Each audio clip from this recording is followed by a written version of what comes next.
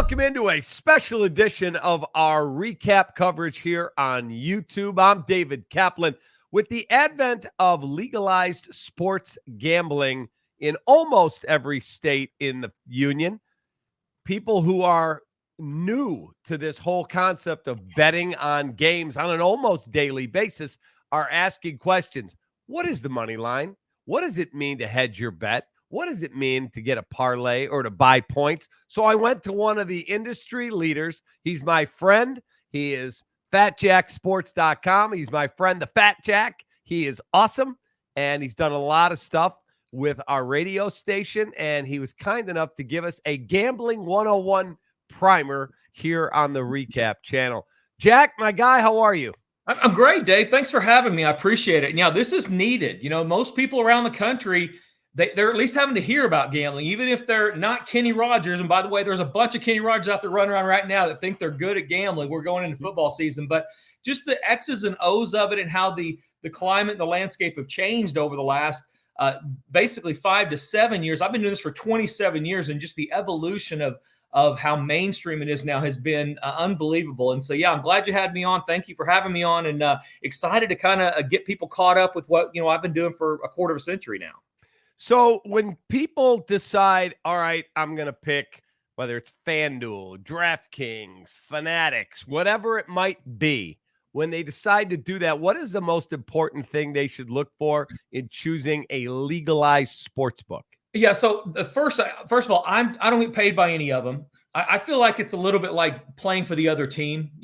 Honestly, they're okay if sharp guys win money because they're looking for volume, they're looking for money on each side. But as far as me versus them, it just never set well for me to get in bed with any of those companies. So to answer your question, you really want to shop lines, and a lot of it depends on what you're actually going to be betting or how much you're going to be betting, how many different bets. What most people do is they listen to the radio, they turn on TV, and whoever has the best sign-up bonus is who they're immediately going to go to. So if they'll double your deposit or something like that, that can be fine. There is a lot of competition depending on what state you're in. And so it's okay most of the time to hit one of the main ones. You mentioned them, DraftKings, FanDuel, MGM is in a lot of states.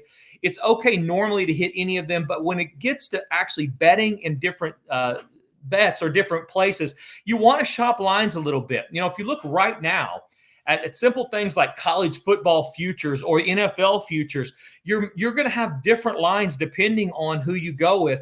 Right now, DraftKings, at most of the futures, you're getting 2 to 3 points better than if you go with, say, FanDuel right now. Not across the board, but if you look at like Kansas City, if you bet the Chiefs to win the Super Bowl, you're getting 5-1 with FanDuel. You're getting or 6-1 with FanDuel. You're getting 5-1 with DraftKings, and of course, this adjusts every day. But when you get down to where the Bears are, or anybody with a little bit of long shot odds, you're going to get better odds with one of these companies than others a lot of the time. So you want to be able to shop a little bit. That's the most important thing when you're actually betting. The other important thing is if it's a parlay that they're representing to you, always remember that they're not on your team. They're in the business of extracting money from you. So if they're throwing out a same game parlay, or this is our superstar 4-teamer, beware of those things. Those are simply marketing tools to get you into the system, to turn you into a player, and then in turn have you deposit more money and keep gambling. So it's important to know what you're looking at or who you're looking to. But yeah, just shop around a little bit as far as those lines go. It's okay to have more than one account as long as you're in control. So for a lot of my friends who say, yeah, I got to bet 4 or 5 parlays, and then I sit back, it's fun. That's where you can make a big score if you're lucky. But parlays are what? They are not a smart bet, right? Parlays are the worst thing you can do if you're trying to make money. And I hate to come on and just immediately start raining on things. You know what I mean?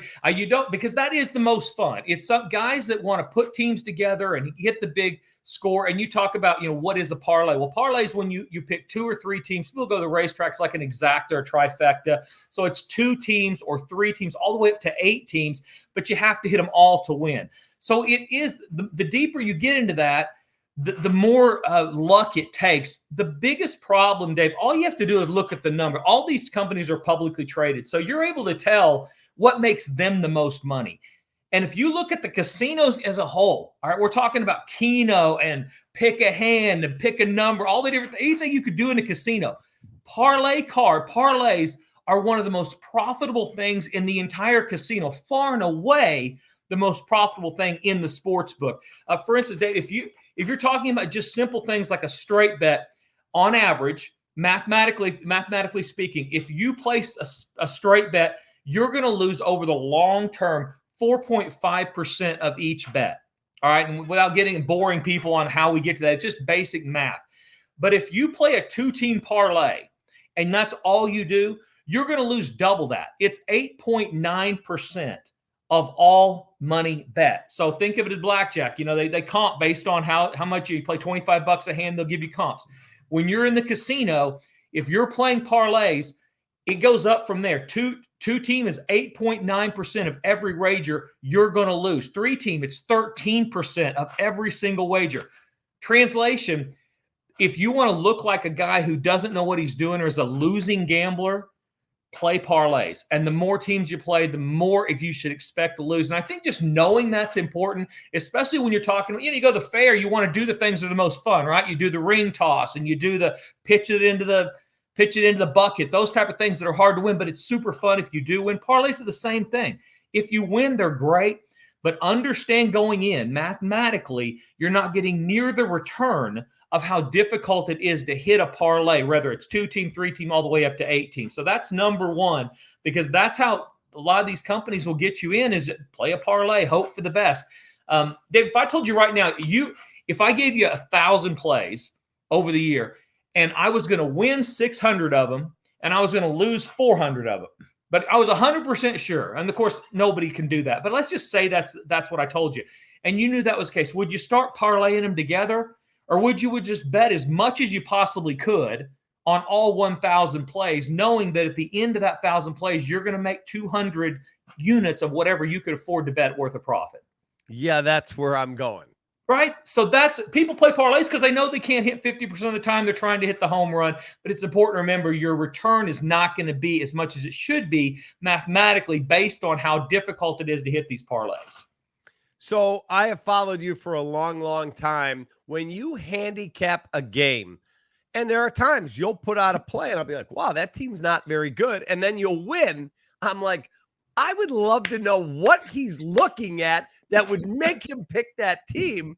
And of course you hit it. Believe me, there's a lot of my friends that say why in the world are we playing them? Who wants to play that team?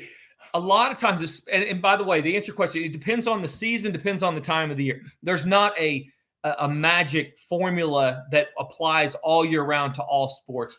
But generally speaking, when you're getting a team that you hate, you don't want to have to watch. They're bad. It's primarily based on value. All right. So with all of the different money coming into sports gambling, that's not the only thing, but this just generally speaking, with all the money coming in. If Kansas City is playing Carolina, all right, if you're betting on Kansas City, you need to understand that if when those two teams, if you look at the X's and O's and the quarterbacks and everything, if Kansas City's supposed to be favored by 7 points, all right, they can't set that line at Kansas City -7 or everybody's going to play Kansas City, right? Because they don't know how to factor lines in. They're just trying to play the best team. So they take that line and they move it from 7 to, let's say, 10 or 11. All right. So now to play Kansas City, you have to lay at 10 or 11 points. Well, what that does is it creates value with that dog terrible team that you don't want to play. And that's not the only formula. That's a good place to start. So anytime you're getting a bad team, or a total is another great example. You get two teams that couldn't score any or that are used to scoring 1,000 points and the total is 79 or 80. I'm looking for value in some of those spots. And believe me, I bet every single game that I release, the last thing I want to do is put us on the Carolina Panthers and have them get beat by 40. So because that's bad for me too. So I'm fully aware that everybody wants to play the better teams, but a lot of times in sports gambling, and this has changed even more so over the last 4 or 5 years with all of this dead money coming in, guys that don't know how to handicap, they're just gamblers. They want to bet on the better teams. It's created value with some of these bad teams. And in turn, if you want to win, that's where you're going to need to be okay. Have the courage to put your money there. So let's start with the money line with football coming up. Baseball, it's a little different. We'll get to that in a minute. But the money line, if you look, the Bears, I believe, are laying 4.5 to the Tennessee Titans week 1. Everyone in Chicago's all fired up. Caleb Williams, we should cover that. What does it mean for someone to bet the money line? Yeah, and first of all, should we do this now, Dave, or should we wait about talking about betting on the Chicago Bears if you live in Chicago? Because that's a good point. That's the place to start. The number one bet when they legalized sports gambling in Illinois, the number one bet was Justin Fields to win the MVP of all bets in the state of Illinois. The minute that when they legalized sports gambling in Denver, the number one bet was Denver's quarterback to win the MVP. You want to bet on the teams that you watch and the teams that you see. I'll tell you, listen, I'm in Oklahoma right now, which is literally nobody should live here unless you have to. I'm telling you, it's a great place to raise kids. My mom's here. This is not where you want to be. But the last teams that I'm going to bet on if I have to sit, and I'm never here, but if I was here, are Oklahoma and Oklahoma State. Because the more you hear about a team, the more slanted your view gets of. You think it makes you smarter with them. You're not getting information. Now, you're different, but most people out there are not getting information that everybody else doesn't get. So be real, real careful betting on your favorite team, generally speaking. And the Bears have been horrible, a horrible team to bet on, by the way. Over the last 5 years, they are the worst team in the NFL against the spread. So if you bet on the Chicago Bears, they're 31, 50, and 3 against the spread over the last 5 years. So if you're just a Bears fan that you're going to go down, you're going to have a beer or two and watch the game, or go to Soldier Field, watch the game, you're going to bet on it every week. You've donated 20 units of so $2,000 over 5 years with juice if you've bet on them. To answer your question, money line are basically the team only has to win straight up. Okay, so you have points, and then you have a money line. Money line is very simple in that you're just picking the winner. You don't have to worry about points. Obviously, it's easier to predict who's going to win in some of these cases, especially when you're talking about the better team. But you have to lay money to do that. So anytime that you're looking at odds or looking at the numbers on the screen, money lines are always going to have numbers next to them. So you'll see with the Bears, they're a 4.5-point favorite. I haven't looked at this, but let's just say they're minus 220 or minus 180. So let's say they're minus 200 on the money line. All right. Okay. Mm-hmm. And if you bet the other side, let's say they're going to be plus 160 or plus one. We'll do 200. So minus 200. So if you say, all right, I like the Bears, but I don't want to have to give 4.5 points. I don't know anything about that. I just want the Bears to win. The minus number means that all based on $100. So you have to bet that number to win $100. So if the Bears are minus 200, you need to bet 200 to win 100. So if they win, you're going to get your 200 back plus $100 profit. You don't have to bet 100. It's just based on that. So let's say you want to bet $100 on the money line. You bet 100, you'd win 50. You bet $50, you'd win 25. So essentially, if it's minus 200, you're going to win half of whatever, because it's all based on 100. The other side of that, when you see a plus on the money line, you're going to get that much money when you bet $100. So plus 180.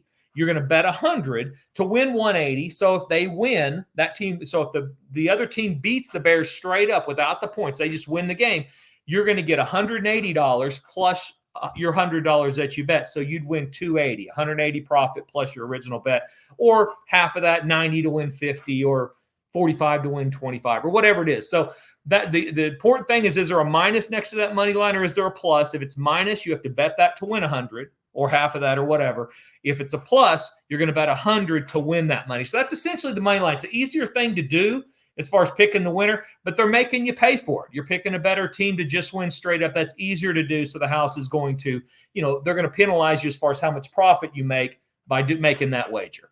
We're talking with my guy, Jack, FatJackSports.com. One of the industry leaders, has done a lot of stuff with our radio station over the years. He's on regularly with the Black and Abdallah show, and he's giving us a gambling 101 primer for all you new gamblers out there that now it's legal. All right, I'm going to bet and I'm going to have some fun. And by the way, the latest line, I just brought it up on DraftKings, Chicago Bears -4, -205 on the money line, and the total is 43. So explain the total to everybody. Yeah, so total points are total points in the game. Another easy one.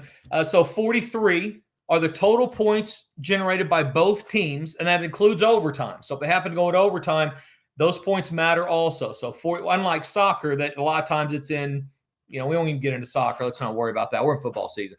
But in football, it's all about during the entire game. So you can bet over 43 points total or under 43. So if you like the Bears and you bet over 43 and they win 42-0, but you bet the over, you lose. You win 42-0, but they didn't have 43 total points in the game. So that's all that is, total points. And what you'll also find, Dave, is that you can bet half times, you can bet first quarter, you can bet the sports books have figured out a way to allow you as many possible ways to risk your money on football as humanly possible. So understand that just because there's a ton of ways to bet doesn't mean you're going to have the best return on those things.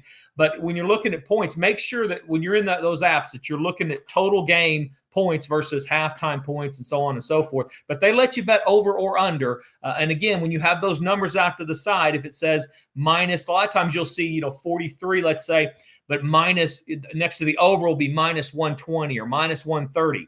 That means you have to bet $130 to win $100. And if it says plus 125, then you'd bet $100 to win 125. So the minus and the plus on those numbers are the most important thing.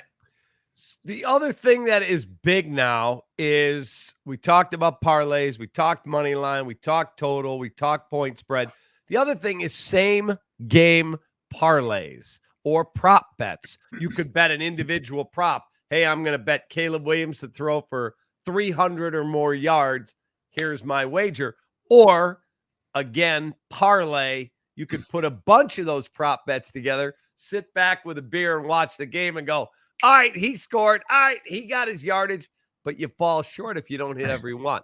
Yeah, a little bit like fantasy, right? I mean, you're Right. going to have a lot of action, a lot of things to root for or root against, but you're not always going to make a lot of money. Here's the thing with player prop bets, and literally this is the first time you're hearing this on a national show right now.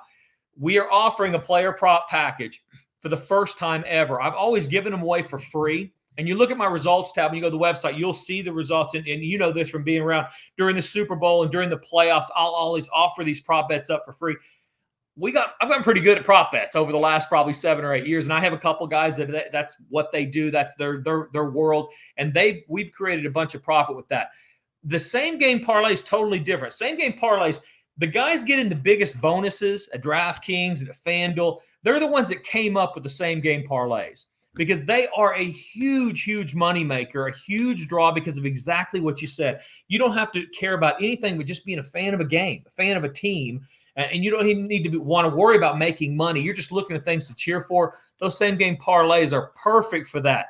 Always understand that is not going to give you the best opportunity or even a real good opportunity to make money, because of what we talked about. Anytime the word parlay is in there, understand mathematically the house has a huge advantage over you as a gambler. And that's with the expectation of picking 50% long-term results, which is what you're going to do if you're just a casual fan, right? I mean, you throw darts or you want to flip a coin, have your dog pick, or just go with who you like.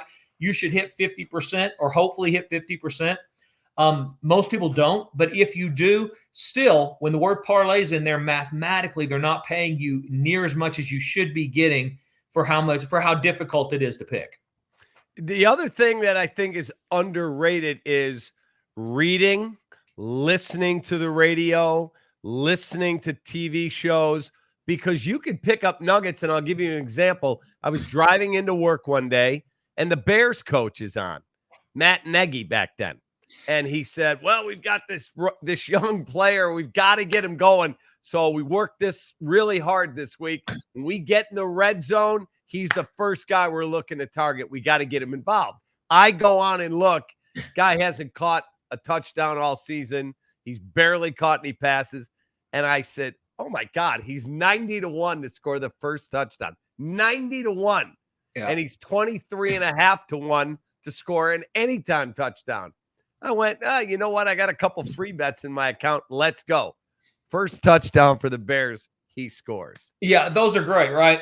I mean, and you picked out a little nugget. Here's the problem with that, and where you have to be careful is at that time, Matt Nagy probably had one speed dial number on his realtor trying to figure out who was going to list his house, and the other one on security when he went out in public, so he didn't have to listen to Bears fans tell him how horrible he was. And so he happened to tell the truth on the radio. You'll get coaches that are just naturally programmed to never tell the truth when they're in those situations. So they're going to get on. And if they were going to throw to that guy, the last person that would come out of their mouth in any public setting would be that guy. So, and you talk about research though, you talk about reading and stuff, knowing which coaches you can kind of rely on to either give you accurate information or who has less reason to lie than others.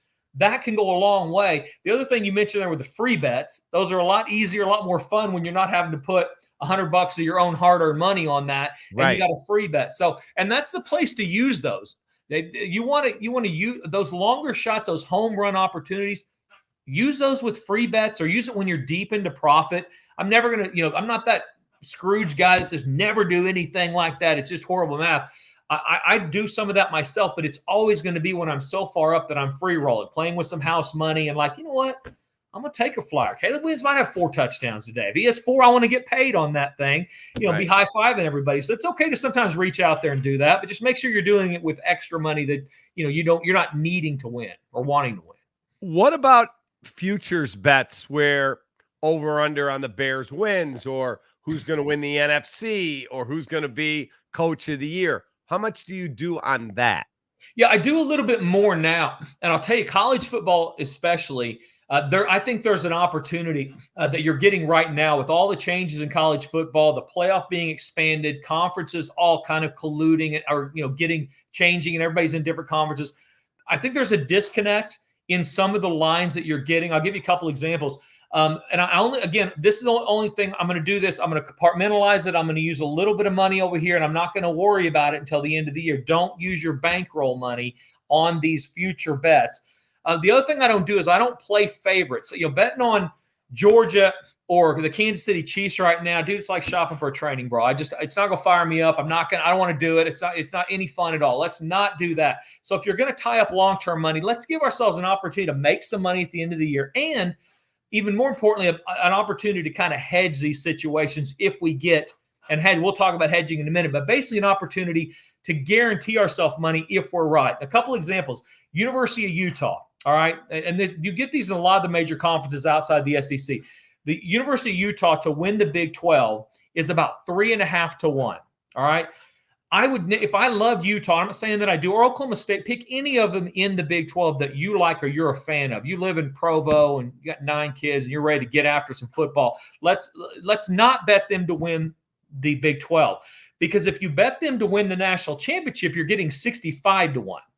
So what I recommend is don't bet Utah to win the Big 12, because if they win the Big 12, they're not only getting in the tournament, the 12-team college football tournament this year that's totally new and foreign to everybody, including line setters, they're getting a first-round bye.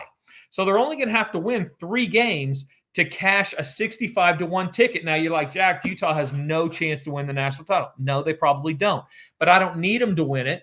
All I want to do is if they make the tournament, when they play in that first round of the tournament, instead of the 3.5 to 1 I would have won for them winning the Big 12, I'm going to bet 5x my bet on the other team that they're playing in the first round of the tournament. So I've got 65. So if I bet $100, I'm going to win 6,500 if they win 3 games. So I'm going to take 500 and I'm going to bet it on the opposite team in the first round of the NCAA tournament. So if Utah wins, now I'm two games away from winning 6,500 minus whatever I'm having to bet to hedge. But if they lose, I make $500 versus $325 if I bet them to win the Big 12. And you can find this up and down. Clemson in the SEC is a similar way. You're getting about 50 or 61. So so I would recommend that. You go longer term, bet a longer shot, and that way they don't have to win it all. They just have to be in the conversation when we get to the playoffs. Okay, and hedging, before I let you go, what is hedging for people that, wow, I've got a ticket here and we're down to the final couple weeks? Yeah, hedging is not recommended by a lot of really sharp players, especially if they're some type of parlay. If you have a 5-team parlay and one team left, they will tell you never. First of all, you shouldn't be in the 5-team parlay, but if you happen to get 4, don't hedge the 5th. You need your profit based on long-term expected results. But hedging is basically when you get an opportunity where you have an outcome that if one team wins, you're going to get more than even money, or you're going to make a lot of money, where you can bet the other team in that game to guarantee yourself a payday. So they're mainly hedging is going to come in if your parlays or these team futures. I gave out the Rams when they won the Super Bowl at 22-1 preseason to everybody. So when we got to the Super Bowl, we hedged. I had Philadelphia when they made the game. We hedged and played Kansas City. This last year, I had Baltimore at 22-23-1 to win the Super Bowl. So when they got in the playoffs, we played the other team in each of their games until they lost. It basically just allows you an opportunity to have to risk nothing because you made a good decision months ago or weeks ago or on a 5-team parlay or whatever. You risk nothing because you're going to bet the other side. All right, last thing. You go on your app and you look and you're like, oh, wow, they're offering me a buyout of whether it's a parlay or a straight bet. Do you take the buyouts or nope, we don't do that? I generally don't, but I will take every once in a while, I'll see a number. Matter of fact, the other day, about last week, actually, I was playing a baseball game and I was up 1, but the other team had runners on, and my buyout was only like, I think I bet 5,000, and buyout was like, 97.80 or something. And I was only up 1, and they had a man on first with no outs. And I thought, you know what? I don't want to sit here and sweat this out. Pete Rose couldn't make money betting on baseball. What am I doing firing up baseball anyway? I was just killing time in Vegas. So I bought out and went ahead and cashed because the number was real close. It's a personal decision. Mathematically, it's rarely going to be a great idea. But sometimes, you're in a spot where you just don't want to watch and you're winning. And again, it's a lot easier to make these decisions when you're into profit and you're generating money.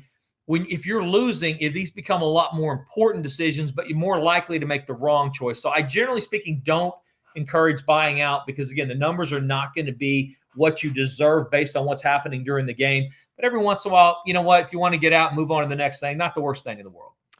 Does Vegas have the same types of gimmicks or offers that they have on DraftKings, FanDuel, MGM, whoever it is, Circa?